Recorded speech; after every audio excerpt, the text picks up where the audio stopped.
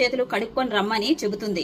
ఆ రాజుగారు కాళ్ళు చేతులు కడుక్కొని భోజనానికి కూర్చోగానే తన భర్త తిన్నటువంటి అరిటాకుని తీసుకొచ్చి ముందు వేసి, ఈ ప్లేట్లో మీరు తినండి, మీకు కావలసిన అన్ని ఐటమ్స్ ఇందులో పెడతాను, తృప్తిగా తినండి అని చెప్పేసి భోజనం వడ్డించబోతూ ఉంటే, ఏం చేస్తున్నావు నువ్వు? నీ భర్త తిన్నటువంటి ప్లేట్లో నాకు భోజనం పెడతావా? నేను ఈ రాజ్యానికి రాజుని అని చెప్పేసి గట్టిగా కోప్పడతాడు. మా భర్త తిన్నటువంటి ఎంగిలి ప్లేట్ ని మీరు స్వీకరించలేనప్పుడు మా భర్త ఎంగిలి చేసినటువంటి నన్ను మీరెలా స్వీకరిస్తారు అని చెబుతుంది.